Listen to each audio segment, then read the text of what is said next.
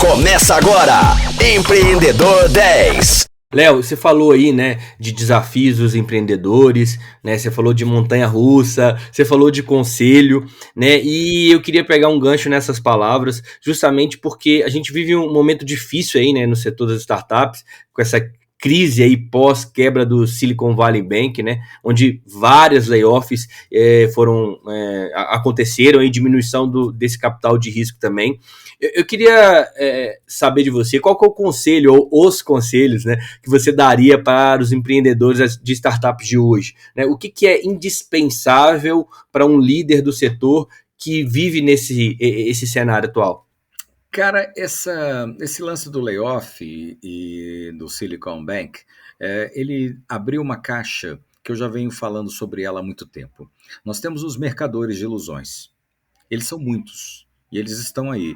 Tem sempre alguém querendo te vender alguma coisa, alguma solução e te entregar uma tese, ou te ouvir e querer captar de você alguma coisa para que lá na frente isso possa se transformar em alguma possibilidade dele ganhar dinheiro e não do empreendedor. Então a gente está vivendo um momento onde os espertos de plantão ficam dando muitas dicas e construindo muitas teses que não têm essa métrica que eu mencionei lá atrás.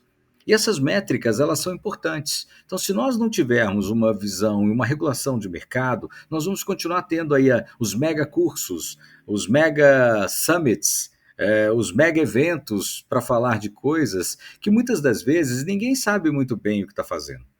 O chat GPT é um deles. A gente está se enubriando aí, ou criando, ovacionando uma tecnologia muito nova. Legal, ela é importante, ela pode ser importante? Sim, pode, mas ela precisa de muitas barreiras antes de ter liberdades. Porque uma das coisas que vem acontecendo muito nessa direção, eu vi uma notícia da Samsung de ontem, se eu não me engano, falando sobre isso, que técnicos da Samsung, do departamento de engenharia da Samsung, começaram a botar informações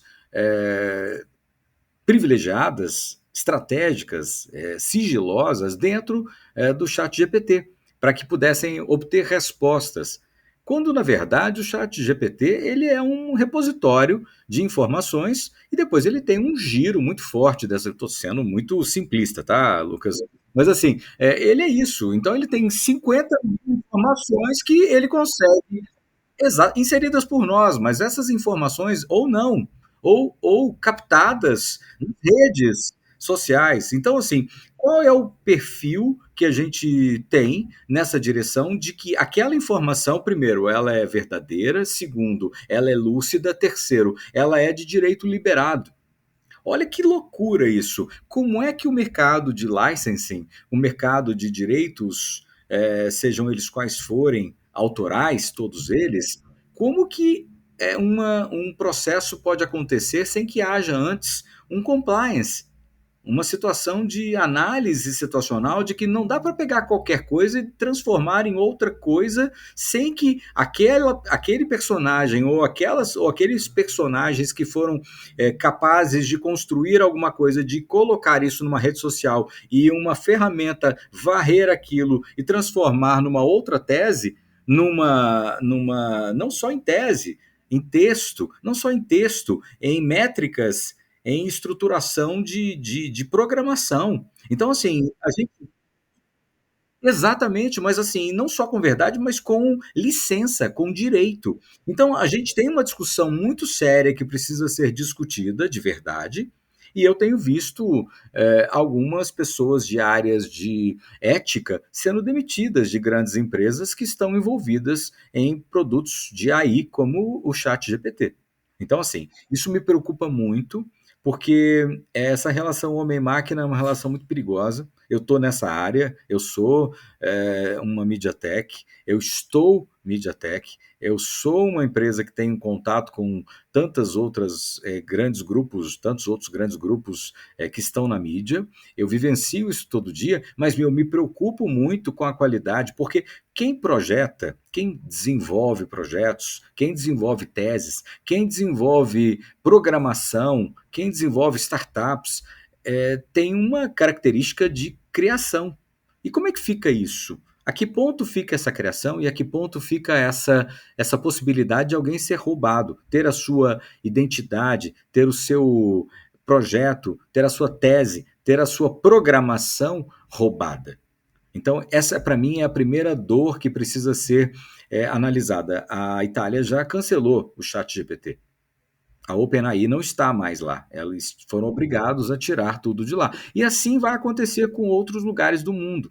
E a gente precisa ter uma conversa muito franca e a gente precisa ter uma normativa muito objetiva, porque senão nós vamos ter ideias e projetos sendo assaltados por aí. Ah, mas aquele ali pegou, mas eu peguei um pedaço daqui, eu peguei. Não, um Frankenstein também é um assalto. Cara, não caiam na primeira esparrela que contaram. Tenham cuidado, tenham paciência, não achem que tudo é friendly, é soft, leve. Entendam que por trás de todas as tecnologias existe um mercado e existe uma regra, um regramento. Nós não podemos esquecer desses regramentos. Não contra a tecnologia, muito pelo contrário, acabei de dizer, eu sou um cara de inovação e tecnologia pleno. Mas, assim, a favor de fazer isso de uma forma organizada, com metodologia, com cuidado. Então, assim, o ChatGPT lançou, eu vi um monte de amigos meus, olha, agora eu vou fazer um avatar meu. Sabe assim, as pessoas elas estão sendo iludidas como se crianças fossem. E não é bem por aí. A gente precisa pensar que existe por trás. Lembre-se daquela ferramenta de análise visual que salvo engano, o YouTube ou o Facebook lançou para que você entrasse nos restaurantes e você fosse analisado ali. Me lembra Minority Report, né? Aquele filme com Tom Cruise. Então, assim, a gente tem que tomar muito cuidado. A tecnologia é muito bacana, ela é muito legal, desde que ela nos ajude a sermos melhores. Na medida em que ela nos ajude, em que ela começa a entrar na nossa vida num movimento onde nós perdemos até a nossa liberdade, e nós já estamos perdendo parte dessa liberdade em várias instâncias, nós temos um risco iminente aí de sermos dominados. E isso não é tão distante não, tá, Lucas? Isso é uma coisa muito real. Então a gente precisa tomar cuidado, não cair em qualquer esparrela, em qualquer conversinha ou em qualquer ferramenta que porventura venha totalmente friendly e o cara tá ali fazendo uma análise 360 de você para amanhã fazer um clone e utilizar um mecanismo para se passar por você dentro de um vídeo ou até mesmo numa operação financeira. Então, de um lado, a gente tem aí um trabalho muito grande dos nossos